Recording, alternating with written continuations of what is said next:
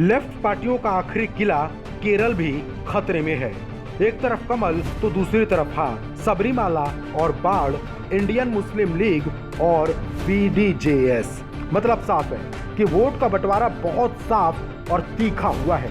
वायनाड का मुकाबला इसलिए अहम नहीं कि यहाँ अमेठी से आकर राहुल गांधी चुनाव लड़ रहे हैं, बल्कि इसलिए अहम है कि इस मुस्लिम बहुल सीट से तय होगा कि मुस्लिमों का झुकाव किधर है। और तुषार वेल्लापल्ली के हिस्से में आने वाले वोट बताएंगे कि केरल के हिंदुओं के कदम किस तरफ उठ गए हैं। दोनों ही स्थिति में एलडीएफ को नुकसान के अलावा कुछ होता दिखता नहीं। सबरीमाला को लेकर एलडीएफ और यूडीएफ ही नहीं, बीजेपी की अपनी अपनी समझ है। पिनराई विजयन के हिसाब से उन्हें इसका कोई नुकसान होता नहीं दिख रहा, लेकिन बीजेपी की उम्मीदें परवान पर है। कांग्रेस वायनाड और राहुल इफेक्ट के सहारे है, लेकिन मतदान के संकेत बताते हैं कि तिरुवनंतपुरम हो या फिर वायनाड, लड़ाई कांटे की हुई है। कौन बाजी मारेगा इसका अंदाजा नहीं लगाया जा सकता, लेकिन राहुल गांधी के मैदान में होने से दूसरी सीटों पर कांग्रेस जोश में है। बीजेपी का करीब आधा दर्जन सीटों पर प्रदर्शन काफी बढ़िया रहा। भारतीय जनसेना के साथ आने के बाद बीजेपी के वोट बैंक में बहुत कुछ जुड़ा। केरल में गोमांस और पीट पीट कर मार देने का मुद्दा भी रहा। गोवंश की हत्या भावनात्मक मुद्दा बनाई गई। बीजेपी और यूडीएफ की लड़ाई ने कई सीटों पर एलडीएफ को मुकाबले से बाहर कर दिया। संकेत तो इस बात के हैं कि वामपंथियों का आखिरी किला केरल भी कुल मिलाकर खतरे में है। Bureau report, news of India.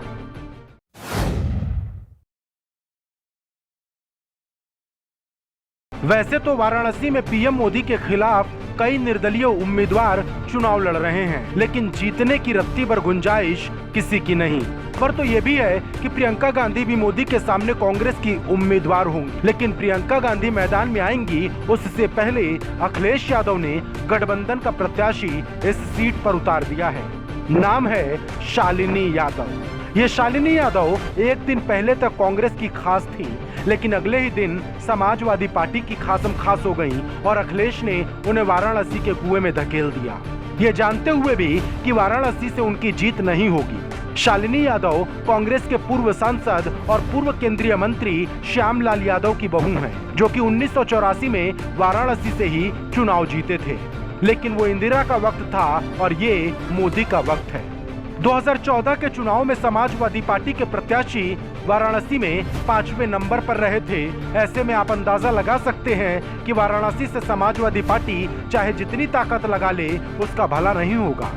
लेकिन इसके पीछे का एक दूसरा पेच है, वो भी हम आपको बताते हैं। दरअसल प्रियंका गांधी ने जब हाल ही में गंगा की यात्रा की थी तो शालिनी यादव हर वक्त प्रियंका के साथ मौजूद थीं। मतलब प्रियंका और शालिनी में दोस्ती भी गहरी है। खबर है कि शालिनी ने कांग्रेस से मांग की थी कि उन्हें वाराणसी से टिकट दिया जाए, लेकिन ऐसा नहीं हुआ।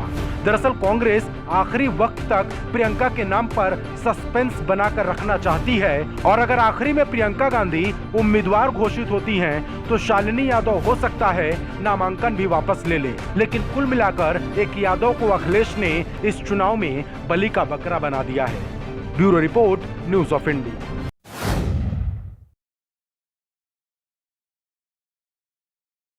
पंजाब में बीजेपी ने तुरुप का पत्ता चल दिया। तमाम अटकलों के बीच सनी देओल ने बीजेपी ज्वाइन कर ली। अब उनका 2.5 किलो का हाथ कैप्टन अमरिंदर सिंह पर पड़ेगा। केजरीवाल की पार्टी पहले से ही मैदान से बाहर है। मुकाबला एनडीए और कांग्रेस के बीच ही है। जिस तरह से केजरीवाल ने कांग्रेस को यूपी में वोट कटवा कहा था, हरियाणा और पंजाब में उसकी हालत ठीक अब वैसी ही है। इन दोनों राज्यों में वो जितना जोर लगाएंगे, बीजेपी की राह उतनी ही आसान हो जाएगी। पंजाब में बीजेपी के हिस्से 3 सीट है। गुरदासपुर से विनोद खन्ना चुनाव जीतते रहे हैं। अब उनकी सीट से सनी देओल चुनाव लड़ेंगे, ऐसी उम्मीद है। पंजाब में सनी देओल सिर्फ चुनाव नहीं लड़ेंगे, बल्कि पूरे राज्य में एनडीए का जोरदार प्रचार भी करेंगे, क्योंकि सनी देओल की जैसी छवि है वो पंजाब के लोगों को बेहद पसंद है। बीजेपी सनी को एक्स फैक्टर मानकर चल रही है। बीजेपी में शामिल होने के बाद सनी ने साफ कहा कि वो चाहते हैं कि मोदी अगले 5 साल तक और पीएम रहें, इसीलिए वो बीजेपी का साथ देने आए हैं। जाहिर है कि सनी कैप्टन अमरिंदर सिंह का सिरदर्द बढ़ाने के लिए काफी हैं। कांग्रेस के साथ दिक्कत यह है कि पंजाब में उनके स्टार कैंपेनर नवजोत सिंह सिद्धू अपने अजब गजब बयानों की वजह से काफी विवादास्पद हो गए हैं। ये बीजेपी और अकाली दल के लिए अच्छी खबर है। रही सही कसर पूरी करने के लिए सनी देओल हैं और जब सनी देओल मैदान में होंगे तो पूरा देओल परिवार उनके साथ होगा। Bureau report, news of India.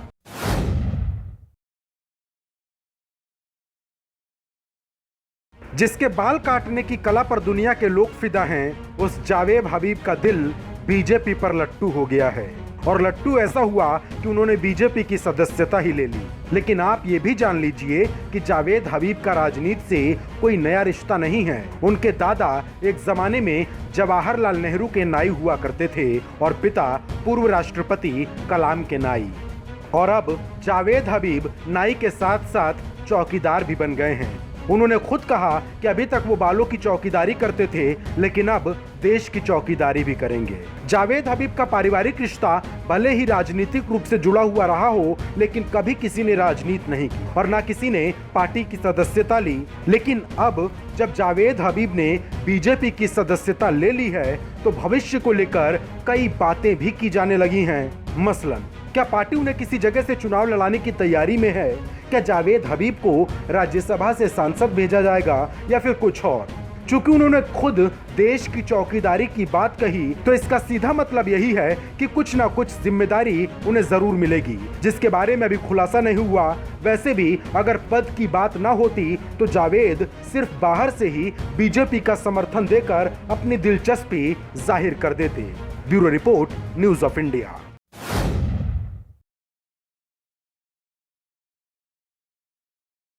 सियासी जमीन जब खिसकने लगती है तो बड़े बड़े के बोल बिगड़ जाते हैं। इसी उत्तेजना में राहुल गांधी सुप्रीम कोर्ट का गलत हवाला देकर मोदी को चोर बता गए। अब कोर्ट में जाकर खेत जताए, लेकिन रामपुर की कहानी कुछ दूसरी है। यह एक बदजुबान आजम खान है और एक है उनका बेटा अब्दुल्ला खान। दोनों समाजवादी पार्टी के तगड़े खिलाड़ी और दोनों में इसी बात की होड़ कि जयाप्रदा के खिलाफ बाप ज्यादा भद्दी टिप्पणी कर सकता है कि बेटा। इसी चक्कर में आजम खान को तो चुनाव आयोग का प्रतिबंध भी झेलना पड़ा, लेकिन अब्दुल्ला खान ने चुनाव प्रचार खत्म होने के दिन अपनी जुबान से भद्दे अल्फाज निकाले। जयाप्रदा को आजम खान नाचने वाली यानी नचनिया पहले से ही बता चुके हैं, अब बारी उनके साहबजादे की थी। सो उन्होंने सभा में फरमाया कि हमें अली और बजरंग बली की जरूरत है, न कि अनारकली की। अब्दुल्ला खान का इशारा जयाप्रदा की तरफ था। जयाप्रदा ने अब्दुल्ला के बयान पर नोटिस लिया और कहा, जैसा बाप है वैसा बेटा भी। इस बयान से पता चलता है कि दोनों किस नज़र से औरतों को देखते हैं। हालांकि जयाप्रदा ये कह चुकी हैं कि आजम खान मायावती और डिंपल यादव के बारे में भी अभद्र टिप्पणी करते रहे हैं, लेकिन अखिलेश और मुलायम की हिम्मत नहीं कि आजम खान के खिलाफ कुछ कर पाएं, क्योंकि सवाल मुस्लिम वोट बैंक का है और मुस्लिमों के लिए महिलाएं भी कुर्बान हैं। Bureau report, news of India.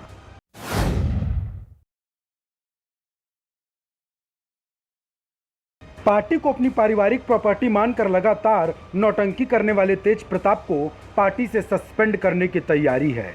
Party के वरिष्ठ नेताओं ने इस बात की मांग तेजस्वी यादव से की है।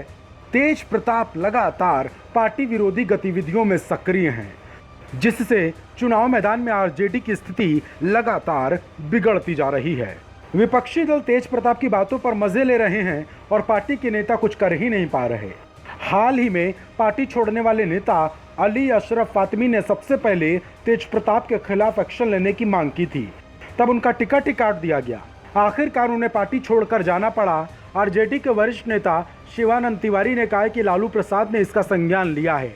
तेज प्रताप ने पिछले दिनों लालू राबड़ी मोर्चा बनाया था और शिवहर से पार्टी उम्मीदवार के सामने अपना उम्मीदवार ही मैदान में उतार दिया।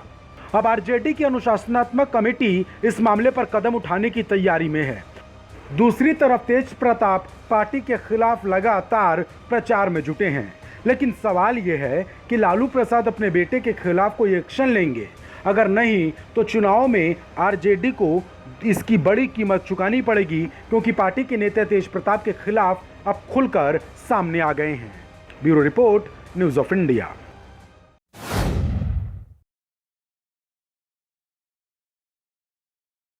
इस बार के लोकसभा चुनाव में गांधी परिवार की रंजिश भी सुर्खियों में है। पहले तो खबर थी कि मनमुटाव दूर हो जाएगा, लेकिन बात नहीं बन पाई और नौबत यहां तक आ गई कि मेनका गांधी ने अमेठी में राहुल के खिलाफ प्रचार करने तक की बात कह दी।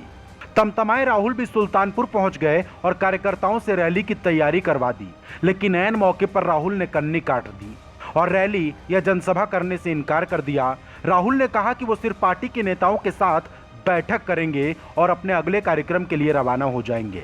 दरअसल कांग्रेस ने संजय सिंह को सुल्तानपुर से उम्मीदवार बनाया है। संजय सिंह के लिए राहुल गांधी प्रचार करने सुल्तानपुर पहुंचे, लेकिन सुल्तानपुर से मेनका गांधी चुनाव लड़ रही हैं। मेनका मतलब राहुल की चाची।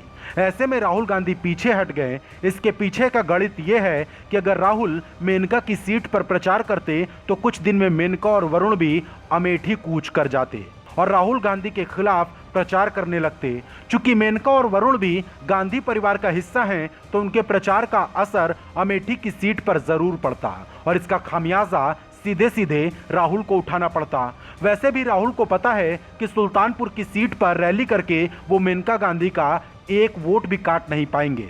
ऐसे में रैली करना उनकी बेवकूफ़ी के अलावा और कुछ नहीं होता। Bureau report, news of India.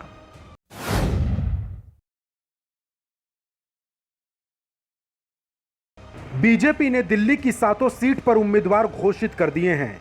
कुछ सांसदों का टिकट कटा है तो कुछ पर दोबारा भरोसा जताया गया है। इस बार की लड़ाई पिछली बार से ज्यादा दिलचस्प है, क्योंकि दिल्ली के तीनों बड़े दलों ने काफी माथापच्ची के बाद उम्मीदवार घोषित किए हैं। बीजेपी ने इस बार उदित राज का टिकट काट दिया, जिस पर उदित राज बौखलाए घूम रहे हैं। टिकट कटते ही सबसे पहले उन्होंने ट्विटर अकाउंट से अपने नाम के आगे से चौकीदार शब्द हटाया। फिर सवाल पूछा कि उन्हें किस बात की सजा मिली। सवाल पूछते पूछते उन्होंने ये एहसास भी कराया कि वो दलितों के नेता हैं और दलितों की आवाज उठाते रहे हैं और शायद इसी वजह से पार्टी ने उनका टिकट काटा है। दरअसल 2014 के चुनाव में उदित राज ने अपनी भारतीय न्याय पार्टी का बीजेपी में विलय किया था, जिसके बाद उन्हें उत्तर पश्चिमी दिल्ली से टिकट दिया गया और चुनकर वो संसद भी पहुंचे। लेकिन इस बार का गणित कुछ दूसरा है। इसी वजह से पार्टी ने उनका नाम काट दिया, क्योंकि बीजेपी को लगता था कि उदित राज इस बार टिक नहीं पाएंगे और पार्टी को एक सीट का नुकसान उठाना पड़ेगा। कोई भी पार्टी होने वाले नुकसान से बचने के बारे में सोचेगी, लेकिन टिकट कटने के बाद उदित राज तमतमा गए हैं। उदित राज दलित होने का रोना रो रहे हैं, क्योंकि उनके लिए दलित होना ही सर्वोपरि है और इसी के सहारे वो अपनी सियासत चमकाते रहे हैं। Bureau report, news of India.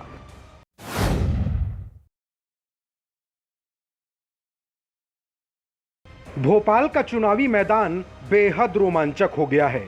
एक तरफ बीजेपी की साध्वी प्रज्ञा है, तो दूसरी तरफ उसी प्रदेश के 2 बार के मुख्यमंत्री दिग्विजय सिंह।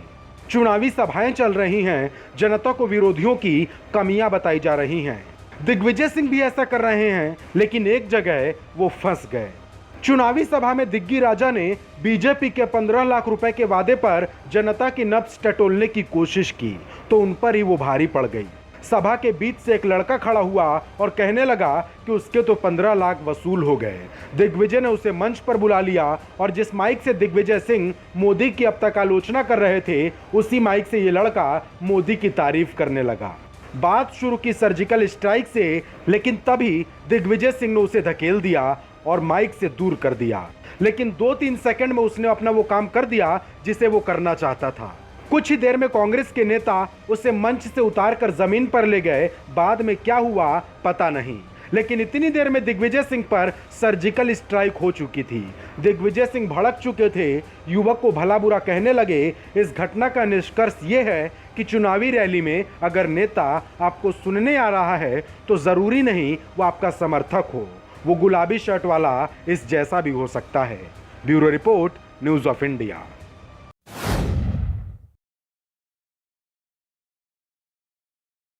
राहुल गांधी चुनावी सभाओं में चौकीदार को चोर चोर चिल्लाते रहे और इसी बीच उन्होंने सुप्रीम कोर्ट को भी ताक पर रख दिया। सुप्रीम कोर्ट ने कुछ कहा नहीं, लेकिन राहुल गांधी शोर मचाने लगे कि सुप्रीम कोर्ट ने भी अब तो चौकीदार को चोर मान लिया है। राहुल ने सोचा होगा कि ये कहकर 2-4 वोट जोड़ लेंगे, लेकिन बीजेपी पहुंच गई कोर्ट के दरवाजे और लग गई राहुल गांधी की क्लास। राहुल ने जब सुप्रीम कोर्ट को जवाब दिया तो ये कहा कि गलती से, गुस्से में, आक्रोश में, उत्तेजना में और आवेश में उन्होंने सुप्रीम कोर्ट का नाम ले लिया।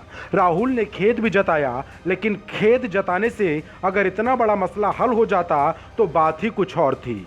राहुल के खेद पर न तो बीजेपी संतुष्ट हुई थी और न ही सुप्रीम कोर्ट हुआ।